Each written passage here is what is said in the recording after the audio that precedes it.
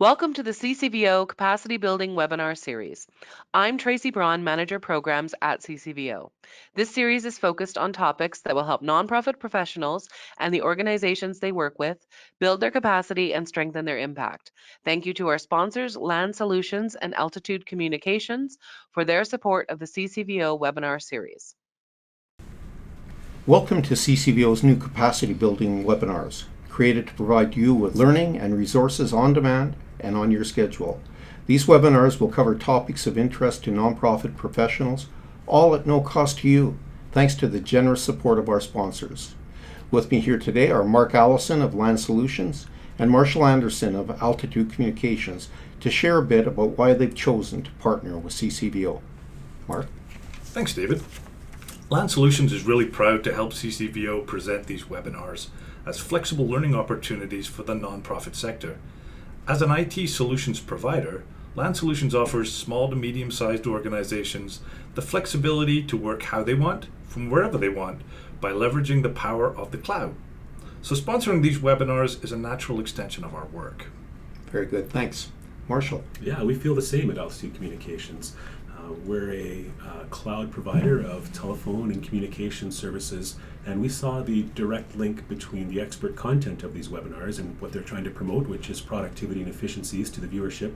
And we were able to marry that with our own passion for driving those same productivities and efficiencies to our customers by leveraging our platforms. So we're very happy to sponsor this programming. Thanks to you both. These webinars would not have happened without your generous support. If you're new to CCVO webinars, please take a minute to look through the complete listing of topics and recordings available on our website. This webinar is pre-recorded, but that doesn't mean you can't ask questions. We encourage you to add your questions to the chat window because we'll be sharing them with speakers for a follow-up blog post. You'll be able to find the link for the post and the recording of this webinar on our website after the release date. For this webinar on conflict resolution, we're joined by Janice Goldsborough, President of the HR Basics. A recognized expert in the field of human resource management, Janice currently teaches at the University of Winnipeg, MITT, and Booth University College. She has also developed an online course in fundamentals of human resources for the agricultural faculty at the University of Manitoba and assisted in the development of an HR course focusing on the nonprofit sector. Janice, thank you for joining us today. Thanks very much, Tracy. It's very happy to be here today presenting to you on the very timely topic of conflict resolution. Now, I know this is probably a topic that's very near and dear to a lot of people, especially in the nonprofit. So we're going to talk about conflict today and what you can do to lessen that within your organizations. So we're going to start by learning, well, what is conflict? How is it defined? And is conflict necessarily a bad thing? From there, we're going to talk about the importance of communication and the importance of listening. We're going to talk about the GIFT model for active listening and how that can really help you to determine what issues are and how you can work towards resolving them. And finally, we're going to talk about 8 tips for conflict resolution to help you resolve conflict and perhaps even avoid conflict in the future. So let's get started. What is conflict? What do you think of when you hear that word conflict? For most people, it strikes fear in their heart.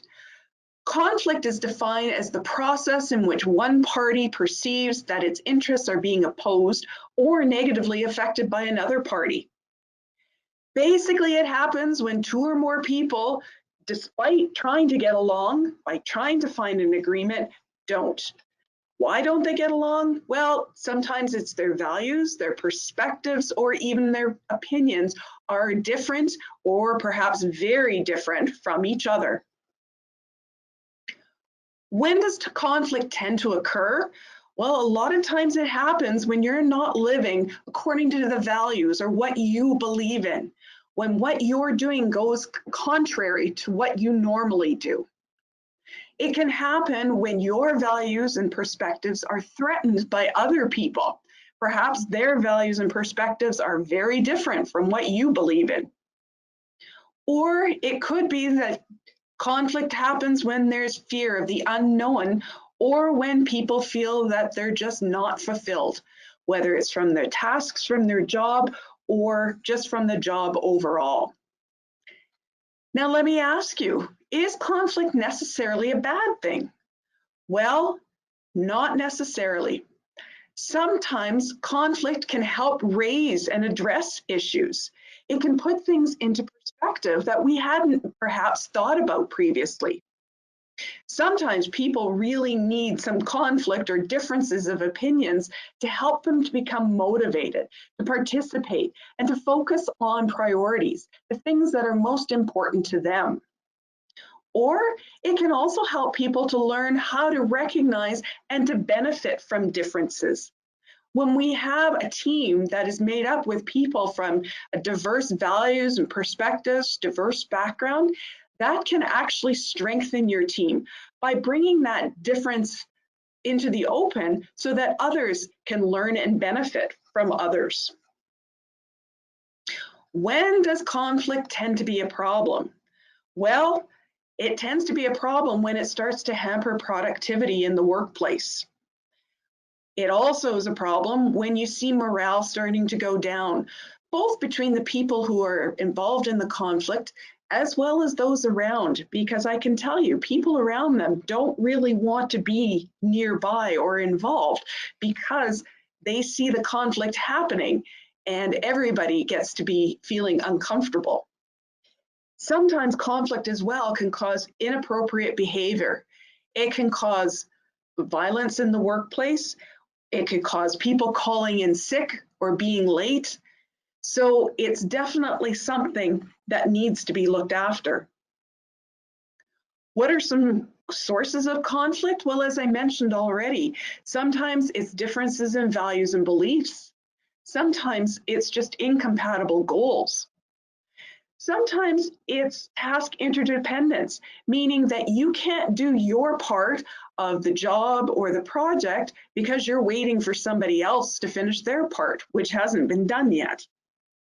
Sometimes there's just not enough resources to go around.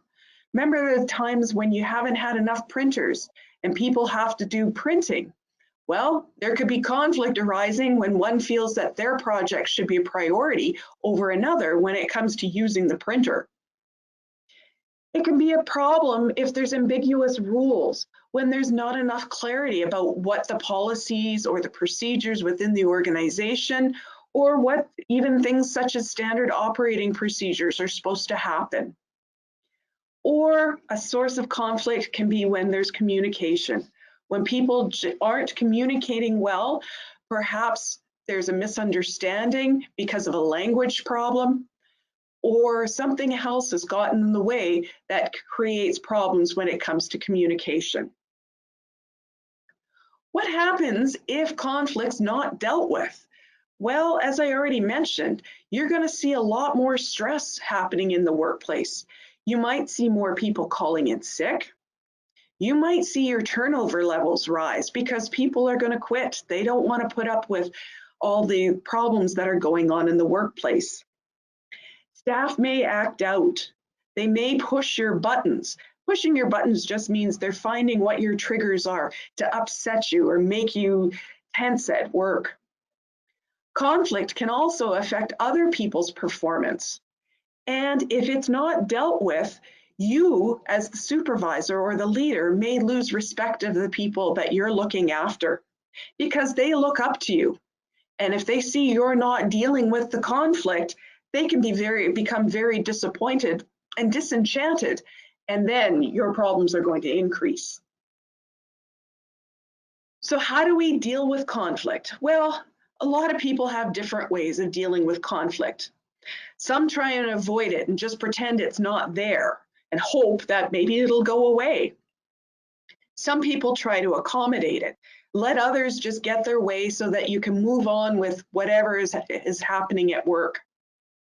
Some like to compete with others, and that usually only increases conflict because they're not willing to listen to the other person's side. Probably the two best scenarios for dealing with conflict is to look at compromising or finding a mutual solution, or collaborating, working together. The key to conflict resolution comes down to being able to communicate and finding a way of compromising and collaborating. Communication is talking to each other and listening to what each person has to say without interruption. It involves listening, not passively listening and just doing and thinking whatever you want while pretending that you're listening. It's not being aggressive and trying to get your point across at all costs, but it's actively listening so people know that you're paying attention to what they have to say in order to try and understand. God gave you one mouth and two ears, so that ought to tell you where your priorities lie. The Dalai Lama said, when you talk, you're only repeating what you already know, but when you listen, you may learn something new. So communicating and listening are the two most important ways of helping to solve conflict. And when you listen, it's like you're giving somebody a gift. So we look at what we call the gift model. It involves giving your total attention, interact by responding, focus on the underlying meaning, and totally accept the other person's state of mind. Well, what does all of this mean? Well, starting off with give your full attention. Pay attention to what the other person is saying. That means attending to what they have to say. Remove any physical barriers. If you're sitting behind a desk, move out from behind that desk. Face the speaker squarely. Watch them and look at what they are saying. You might even look at leaning forward a little bit. Don't invade their personal space, though. That gets a little uncomfortable. Look intently at the speaker. Turn off your phone. Remove the distractions. Move away from your computer. Move away from your desk if possible. You really want the person who is talking to you to know that you are actually listening and paying attention. Sometimes as well, you need to use silence to make sure that the other person is able to get out everything that they want to say. Silence allows people to gather their thoughts. If you start talking again, it may break their train of thought, and then it's difficult for them to get back to what they were trying to think about. Now, the problem with this one is the fact that our culture is not really at ease with using silence. We always want to break that silence, whether it's by giving our opinion or even just giggling or laughing. But again, we need to allow the person who's speaking time to gather their thoughts to make sure that they're getting their point across as best as possible. The next one is to interact by responding. Now, what I mean by that is you want to make sure that you're encouraging the person who's speaking to continue with what they have to say. A lot of this is done non-verbally. What can that involve? Well, it can be as easy as just smiling, raising your eyebrow, nodding so that they know that you're paying attention. Again, using eye contact. You might use short verbal responses, but make them short with things like, oh, I see, then, aha, or tell me more. Again, limit your verbal content, though, so that the speaker can focus and make sure they're getting out everything that they want to say. Then you need to focus on the underlying meaning. You need to make sure that you are understanding what the real problem is. The best way to do that is to summarize what the person has just told you. So paraphrase back to them what they've said, trying to be as concise, but focusing on the content. Don't parrot back to them what they just said, because that can be annoying. But try and put it back to them in your own words. So again, to help ensure that you are really understanding what the problem or issue is that's causing the conflict. Finally, and probably the most difficult part of the gift model, is totally accepting the other person's state of mind. What do we mean by this? Well, sometimes the underlying meaning isn't in what is actually being said. Sometimes what's being said is being brought about because of people's perspectives. Everybody has their own filters, their own way of seeing the world. And this is what can motivate or paralyze people. It can take a very simple situation and blow it out of proportion based on the experience that the speaker has had in similar situations. So this is where you have to make sure that you are showing empathy to the speaker. You don't have to agree, but you do have to try and see it from their point of view. So you're going to use reflective statements to let them understand that you're connecting to the feelings of the content that they're expressing. You don't necessarily agree, but you're empathizing. So you may say things like, "Oh, I sense that," or "It's really annoying to be moving so slowly," or even something like, "It appears to me as if." So again, you're empathizing with them, but not necessarily agreeing, but you are showing to them that you understand that to them, this is a big issue. And you, as the leader, as the supervisor, are wanting to help them as best as possible. If I ignore the emotional plea and respond only to the words, I'll not be communicating with you. The heart of any conversation is the demand being made on my emotions. So to recap our gift model, to help to make sure that you're understanding what the problem or the issue is, give your total attention to the person who's speaking. Interact with them by responding, but again, it can be nonverbal, by nodding, smiling, to encourage them to continue talking. Focus on the underlying meaning by repeating back what you have heard. And finally, whether you agree or not, totally accept that the other person's state of mind. This is how they're feeling, and therefore, this is important to them. So how is this going to help conflict? Well, by being able to actively listen, we can now look at 8 steps for helping to resolve conflict.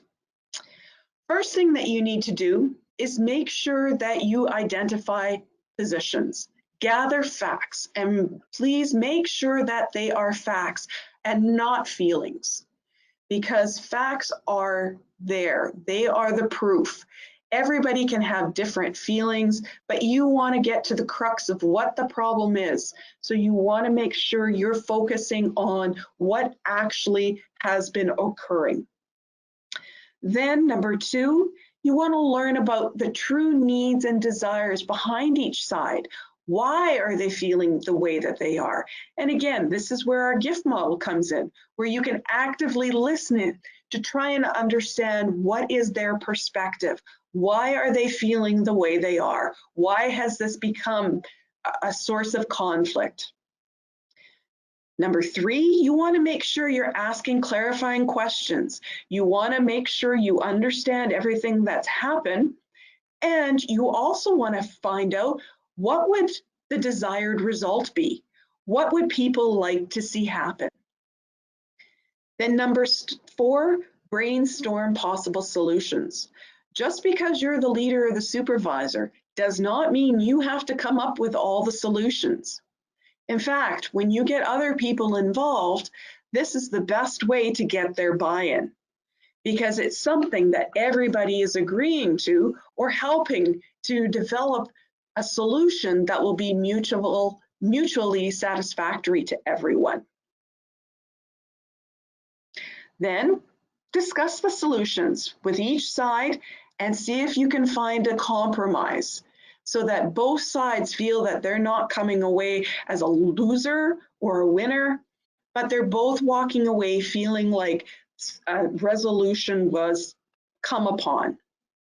Make sure that everybody agrees with the solution and then you implement it. Finally, the last stage is reevaluate the solution if necessary. Sometimes our first solutions may not work. If it doesn't work, then you may have to go back to the people involved and see what can be done to try and solve the solution.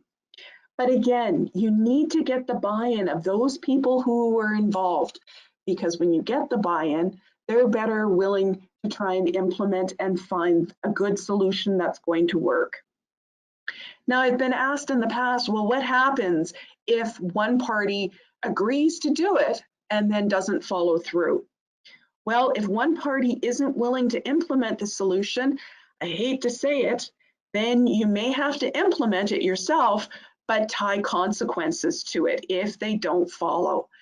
In other words, it may become a disciplinary issue on your part, where one party or the other or both may have to look at some sort of disciplinary action. But usually, as I mentioned, if you go through these steps first and try and find a mutually satisfactory solution, then you have a better chance of resolving the conflict.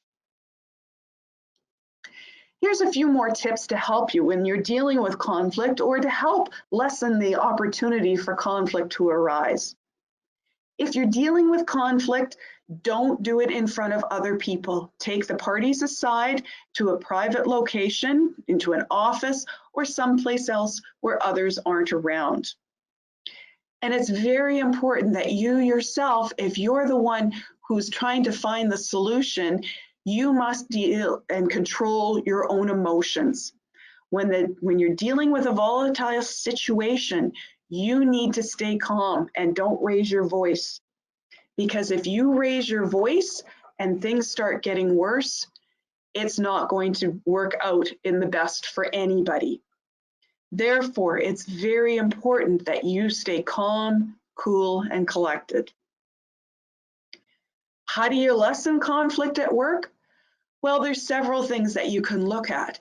If it seems to be related to tasks that are being done, make sure everybody knows what their jobs are and who's responsible for doing what task. That can be done by regularly reviewing job descriptions. Make sure that at least once a year you go through the job description with people so that they are up to date and familiar and aware of what's going on with their job.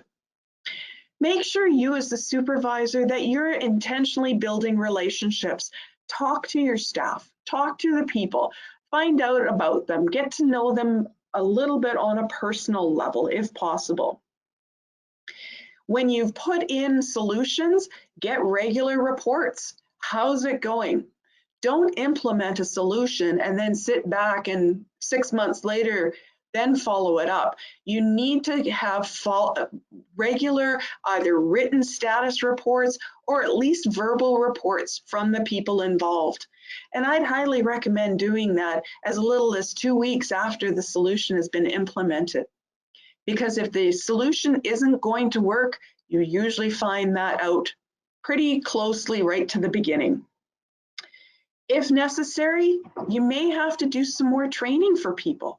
You may have to conduct training, or people may have to go through some basic training so that everybody understands what's going on. You may also look at developing procedures for routine tasks, or what we call standard operating procedures.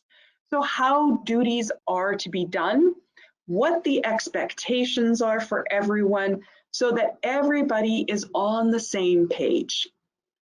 These tips hopefully will help people to feel more comfortable in their jobs and lessen the chance that conflict may arise based on work-related issues. So what's our overall takeaways today? Well, first one, conflict does not necessarily have to be bad. It can sometimes get those juices flowing and the ideas start coming. Number two, communicate. Talk to your staff and listen actively. Number three, use the GIF model. Use it to help to understand what is causing the problem and what hopefully can be done to try and find a resolution.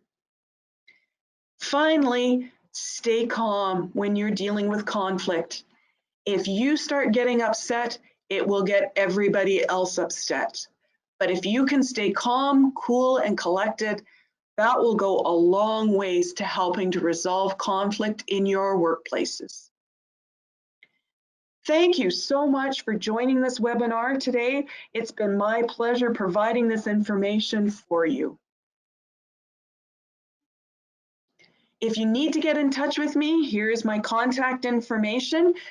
Please feel free to send me an email or reach out through my Facebook page. Thank you very much again.